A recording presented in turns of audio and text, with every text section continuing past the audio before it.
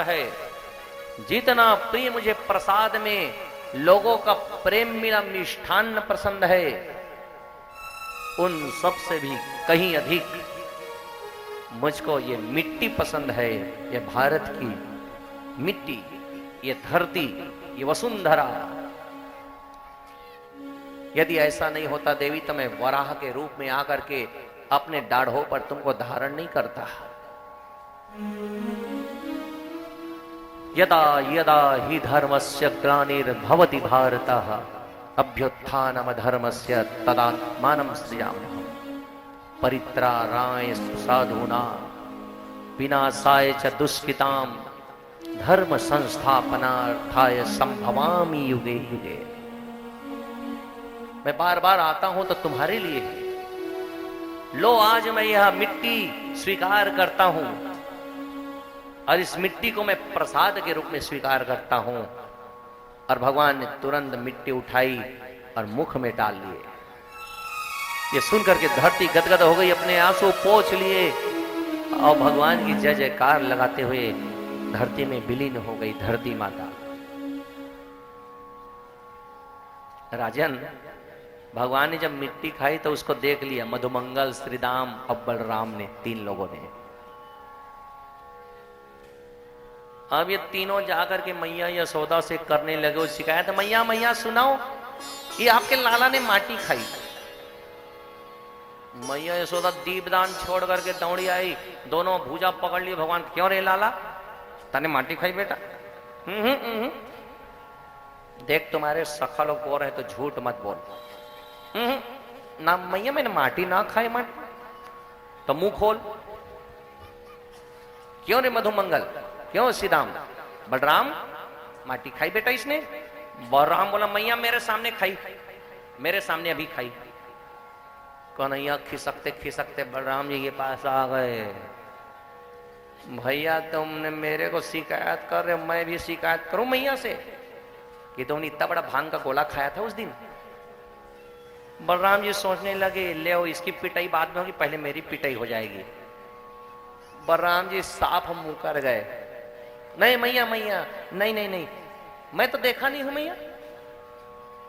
अभी मिट्टी खाएगी, का खाई? मैं तो चला। एक गवाही को भगा दिए भगवान बलराम जी को। श्रीदाम देखो वहीं खड़ा था। मैया ने पूछा, क्यों रे श्रीदाम, लाला ने माटी खाई? कन्हैया खिसक के धीरे धीरे बलराम को इशारे में बोलने लगे, मतलब कि मैया को यदि तुम बता दिए न श्रीराम तो मैं तुमको मिठाई नहीं खिलाऊंगा। एक जन को लोभ देकर के भगा दिए गवाही को। एक जने बस गवाही बचे, मधुमंगल। मधुमंगल अड़ गया, बोले मैया ब्राह्मण का बेटा हूं, चुटिया की कसम खा के कहता हूं मेरे सामने माटी खाई, इतना बड़ा ढेला खाया। कन्हैया बोले बाद में देखूंगा बेटा तुमको, अभी भी समय गवाही पलट दे। बोले नहीं। फिर मैया अड़ गई, मुंह खोल, मुंह खोल। और मैया यशोदा ने भगवान के दोनों कान पकड़ लिए। तो भगवान की जो अष्टधा प्रकृति है, 8 शक्ति है, इसमें से एक शक्ति का नाम है ऐश्वर्य शक्ति। ऐश्वर्य शक्ति को क्रोध आ रहा था। अरे इस ग्वालिन को पता नहीं है कि जिसका उसने कान पकड़ा है वो चीज है क्या? हमारे गोविंद को साधारण समझ रखी है।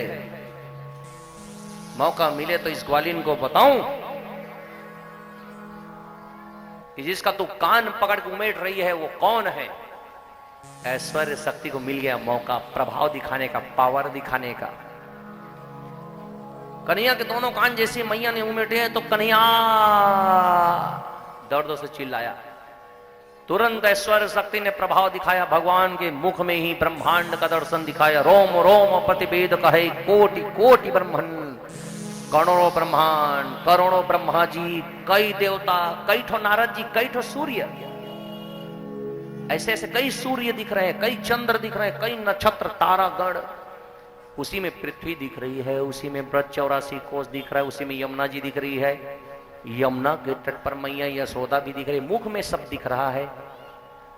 कन्हैया सोचिए हो क्या रहा है। जान लिए ऐश्वर्य शक्ति ने प्रभाव दिखाया है। तुरंत आज्ञा दी भगवान ने, यह ऐश्वर्य शक्ति की आवश्यकता नहीं है, यह माधुर्य शक्ति की आवश्यकता है। तुरंत लोप करो, जो भी माता ने देखा है ये सब उसके बुद्धि से तत्काल हटाया जाए। और तुरंत ऐश्वर्य शक्ति लोप हो गई और माधुर्य शक्ति आ गई। ये भगवान की माटी खाने की लीला। परीक्षित ने प्रश्न किया कि हे गुरुजी, ये जो यशोदा है और नंद बाबा है, ये हैं कौन? इन्होंने भगवान को पाया कैसे? तो सुखदेव कहते हैं ये जो नंद बाबा हैं वह पूर्व जन्म में द्रोण नाम के वसु हैं और इनकी पत्नी है नाम धरा। यही यशोदा जी बनी। इन्होंने पूर्व जन्म में तपस्या करके भगवान विष्णु से वरदान मांगा था कि हे प्रभु आपके जैसा बेटा चाहिए। भगवान भी एक बार सोचने पर मजबूर हो गए, मेरे जैसा कौन है इस पूरे त्रिलोकी में? तो भगवान सोच के कहने लगे, मैया मेरे जैसा कोई और है कि नहीं नहीं पता, तो मेरे जैसा तो मैं ही हूं, तो मैं ही आपका बेटा बन के आ जाता हूं। लेकिन ये पता कैसे चलेगी मेरे जैसा मैं हो रहा हूं कि नहीं? इसलिए भगवान बार बार आए। तो यही नंद बाबा बने, यही यशोदा